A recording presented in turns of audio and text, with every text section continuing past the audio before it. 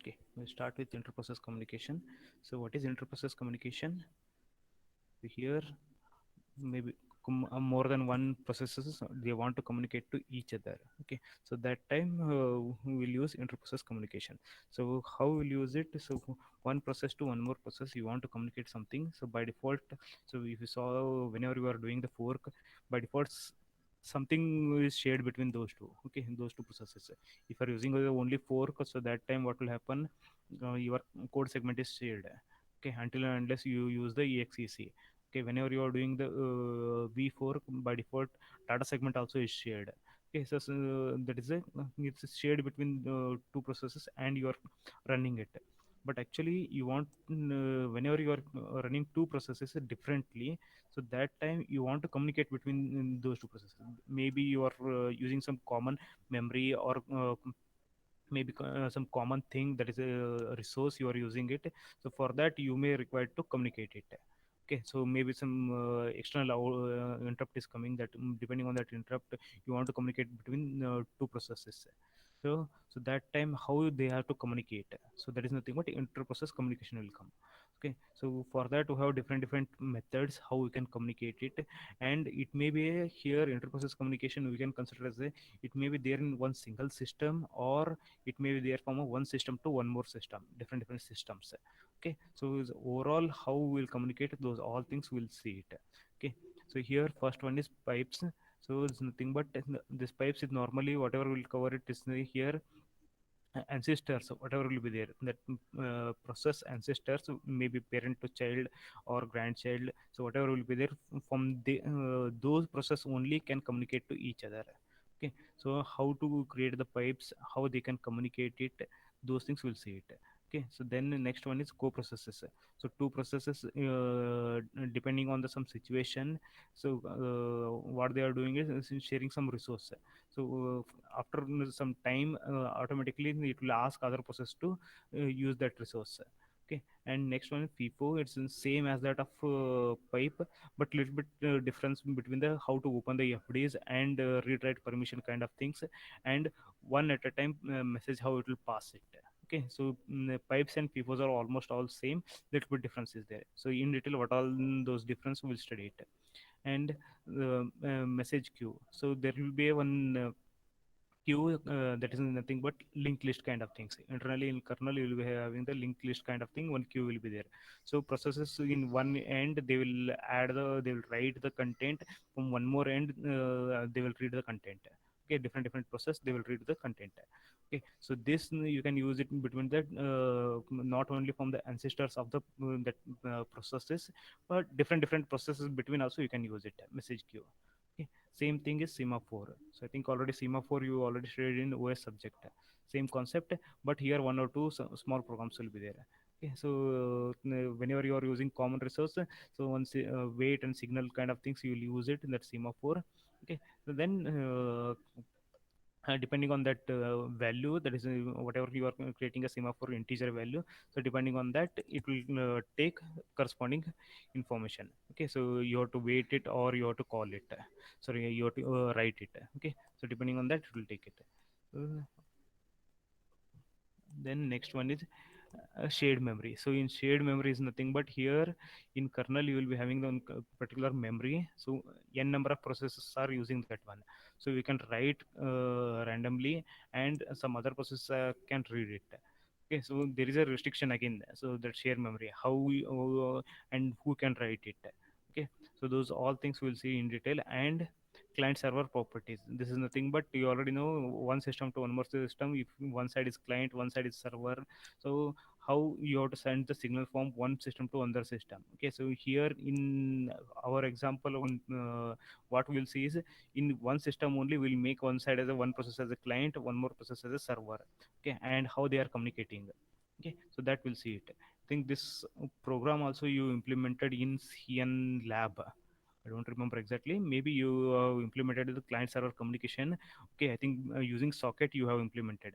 Same thing, almost it's their concept remains same. Okay, so here using socket, how you can do it, those things we'll see it. Okay, and passing the file descriptors. Okay, so here already you will be having the some file. Okay, so there's nothing but in kernel space you will be having the some file. That file descriptor only will give to the parents, and that sorry, the file descriptor only you can give it to the processes. Those processes will see and they will write the content in that file. Okay, so that file is there inside a kernel space only. Okay, so how who can write it, and again who can access that one, and in parallel they can write it or not, those things in detail we'll see it. So these all things together is our fifth model. Okay, that is whatever interprocess communication these things we have. So if we studied these all eight different ways how process can communicate to each other, so this is nothing but your fifth model. So one by one in detail we'll see it. So first one is pipes. Okay, so here, so first thing is pipes. What will do in normally in so here consider it user process is there. Okay, so in user process what will do, one pipe will be created, and it's nothing but how we can communicate to each other. So here one process itself is there, it want to communicate to itself only now. Okay, this imagine a kind of this, normally we will not use this one. Okay, so how it will be there is, so one side writing part will be there, and here one side reading part. So fd0 is the for the reading, fd1 is for the writing. Okay, so here this user's process is there, whatever you are running it, this pipe is nothing but it's there in a user process only. Okay, so, user side whatever will be there, so there only user space, in that space only pipe is allocated. Okay, so there only by default you are whatever you are writing internally, it's taking for the that process only. Okay, so that's why we are not showing externally anything here. Okay, so and here if you saw, so externally you are seeing some box here. Okay, so this is nothing but this is in their pipe is there in a kernel space. So here user space is nothing but this entire thing is together is my process only. Here only some buffer will be there, so in that buffer you will write it and read it also. Okay, so same one process only you are writing, also one process only you are reading it. If you are using for a one process, that is a pipe. Okay, so here for a one process only, so now what we are doing is here writing that normally pipe is there in a kernel space. So here one kind of buffer is there, so here you will write it, and one more end you will read it. So this is also a one process, but pipe is there in a kernel space. Okay, so like this what will be there is in a pipe normally this is two file descriptors will be opened. So one is for the reading purpose, one is for the writing purpose. And in general normally whenever you will create a pipe, so this pipe will be there inside a kernel space. So the entire thing is a kernel space, inside that you will be having the pipe. Okay, so how many pipes you will create it, those many pipes will be there in a kernel space only. So depending on how many processes are creating the pipes, those all things will be there inside a kernel space only. And one end will be the sorry, one process from one end it can write it, and from one more end it can read it. Okay, so that is fd0 is for the reading purpose, fd1 is for the writing purpose. So here, so what all the limitations pipe have is it's always a half duplex. So what is half duplex? There is nothing but one way communication. Okay, so whenever if you saw here, so here it is writing, here is receiving it. This is fd1 is for the writing purpose, fd0 is for the reading purpose. This is a half duplex, one way it's writing, one way it's reading it. So from this side it's not happening, any two-way communication is not happening. So if you want to do a two-way communication again, that is a different thing, you have to do it. Okay, so the salt of one more pipe you can use it like that. So it's always a half duplex. And one more limitation of the pipe is it can be always used in a common ancestors. It's nothing but parent, child, grandchild, like that only, whatever ancestors are there, those things only it can use it. And when this pipes can be created is nothing but whenever you are calling a fork, after fork or before fork you can create this pipe, and you can ask parent and child to communicate to each other. Okay, so before calling a fork, normally pipe this function will be called, then corresponding handler will be there. Depending on that you will perform the read and write operation. Okay, so to create a pipe inside a kernel space there is a function. Okay, so that function is called as a pipe only. Okay, so it's always returns 0 and -1 values. Okay, so here 0 stands for pipe is successfully created, -1 stands for error in the creation. And here if you saw it's taking the one array. Okay, so it's nothing but it's taking the two file descriptors handlers. Okay, so here it will return, it will pipe function, whenever it will get executed successfully in this array, it will return two things. That is fd file descriptor zeroth place, it will return as the read file handler, and file descriptor one place, it will return the write handler. Okay, so there is nothing but here whatever pipe will be there for this pipe, file descriptor will be there. That is considered internally everything, kernel is considered everything is a files only. Okay, so whatever in this pipe is there for this, kernel will consider as a file only. So there will be a file descriptor for opening for this one. So here one a write file descriptor, and here one for read file descriptor, that will be returned. So whenever this call will get successfully executed, so it will return two file handlers. That is in zeroth array, it will zeroth place, it will return as a open read file handler, and here one place, place number one, it will return as a open the write file handler. Okay, so here we'll see it now. Actually, whenever you are doing a fork call, that is nothing but actually our here whatever we saw is nothing but inside of one process only. So generally we will not use between a single process, because whatever data is there, you no need to communicate between the other process, means no need to open a pipe also. So whenever you want to communicate between two different processes, that time only we require this concept. So here parent is there, okay, and it will call the fork. So you are creating a child. Okay, so here parent process, what it will do is it will open a pipe. Okay, so here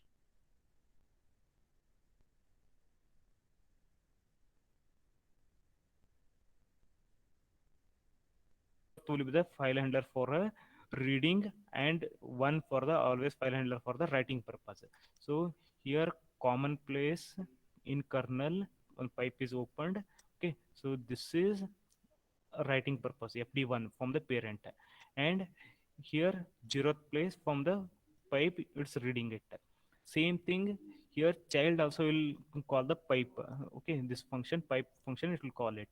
Okay, so that time what will happen, this will be having the zeroth place, it will be having the reading, and first place fd1 will be having for the writing purpose. So if you saw here, both parent and child both are trying to write it, and both are trying to read it here. Okay, so in general whenever you will start the program like this, it will be there. So if both are trying to write at the same time, again there will be a problem. So always communication, what it will do is it will be a half duplex, normally it will support it. So that is nothing but one side it has to close writing part, and one side it has to close reading part. Okay, so consider as a parent want to communicate to the child, so it's always parent is sending the some data, so parent always writes, child always reads. Okay, so here, so that time what we will do is fd0 will close it for a parent. Fd0 is nothing but reading part, so from pipe will not read it, so fd0 will close it. And from a child, fd1 will close it, because child will never write a data to the parent. Okay, it will not send the data to the parent, so fd1 will close it here. So remaining two will keep open, so there's nothing but fd1 from a parent, that is it will write inside a pipe. So whatever content is there, this pipe content will be read by the child by fd0 here. So there is a communication like this. Okay, so here you have the half duplex communication. So parent is writing, that is fd1, using fd1 it's writing, and child is always reading it from fd0.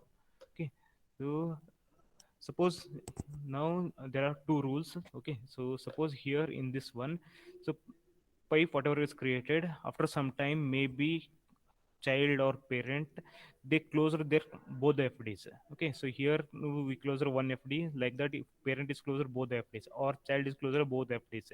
So what will happen with this pipe? Okay, and if one side we closer, then that is a nothing but reading part, and sorry, writing part here, and always one more side is not, child is trying to read it, so what will happen? So like that we have two rules. Okay, so two rules is nothing but we will say as a, whenever if pipe is there inside that, if we read from a pipe whose right end is closed. Okay, so here in pipe, so right end is closed, so no one is writing here. Okay, and you are trying to read it from this pipe. So what will happen? Whatever contents are there from this pipe, it will read it until and unless it finish the all the content. Okay. So after that, it will say as a zero. Okay. So after that, read whenever you are trying to read it, it will always will give us in the zero. It means we don't have any data inside that. Okay. So it is a simple concept here. If write no one is writing inside of this pipe. Okay, so the write file handler is closed, file descriptor is closed. So what will happen? So always here whatever content is there, that will give it starting. So after that, that entire content, it will always return at zero, and it will say as a no one is writing in this pipe. Okay, suppose reading if we want sorry if write to a pipe whose read end is closed. Okay, suppose you are trying to write it and read itself is closed. Okay, read end is closed and you are trying to write it. So it's no use of that one. Okay, so no one is reading means, so whatever you will write it, it's a waste only. Okay, so that time what will happen, one signal will be generated. Okay, so that the signal will call it a sig pip. Okay, sig pipe. Okay, this signal will be generated. It means so whatever you are trying to write it, no one is reading, so this handler is closed, no one is reading, so no need to write it. So for that, so whoever is writing, no, for that one interrupt will go. Okay, one signal will go. Okay, what is the signal is nothing but pipe. So this signal can be handled in a signal handler, or you can ignore it. Okay, for example, so here parent is trying to write it, no one is reading here. Okay, this is a closed one. So form pipe, that is nothing but from a kernel. So what will happen, one signal will be sent to the parent, that is sig pipe.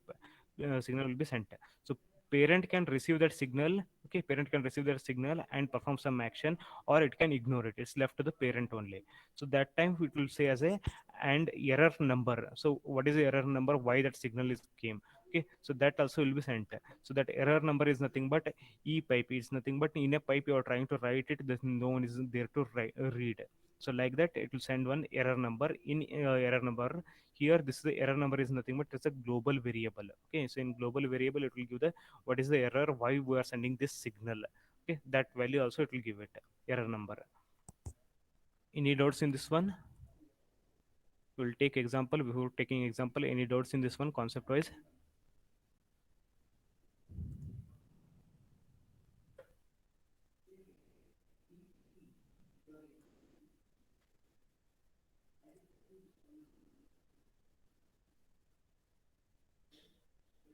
No. Okay, so we'll take one example. So here, an example.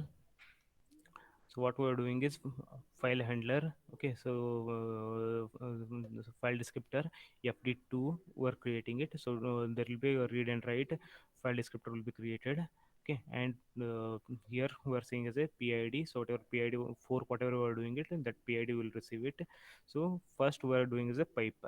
So whenever you are doing a pipe, okay, less than zero indicates that is a error. So equal to zero means successfully executed.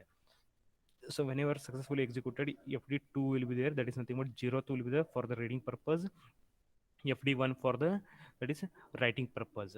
So two fds it will return it. So those two will come for a parent. Okay, now as of now only one process is there, there is a one process it has. So whenever we are creating the fd pid equal to 4, there is nothing but child process will be created. So this is a data segment, data segment will be shared by both that time. Okay, so here data segment is shared by both the processes.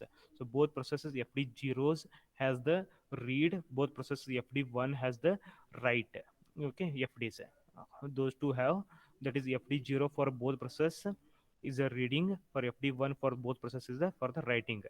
So if PID is greater than 0 means, PID is greater than 0 means parent process, because PID value whatever is executed, child is created, that PID will be sent.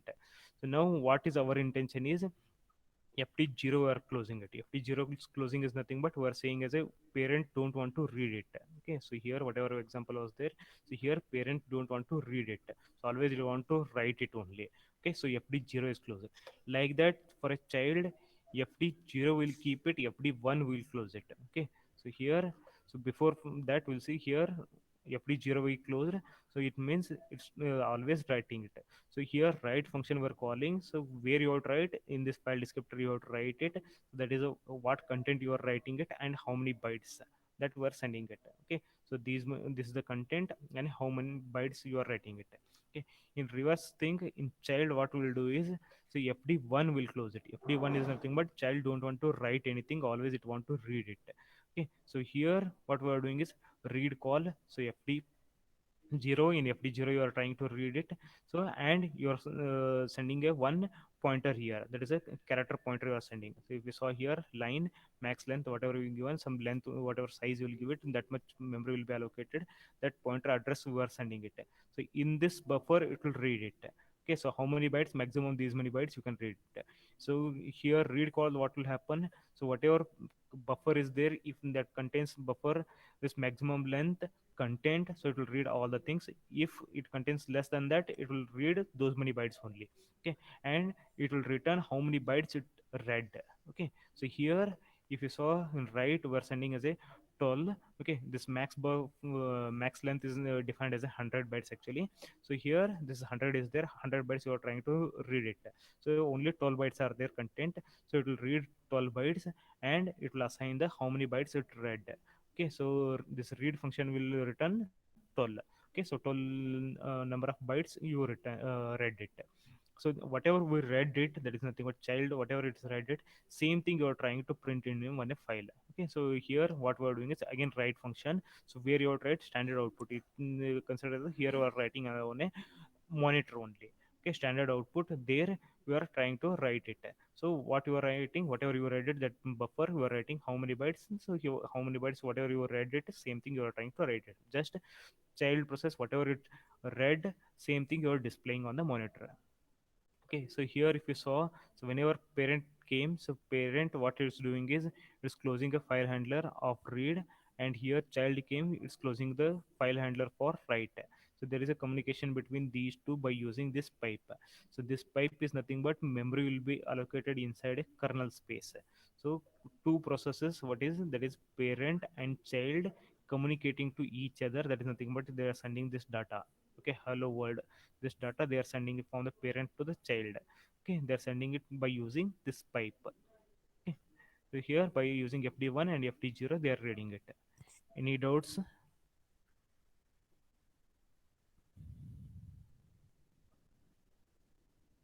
Give quick response.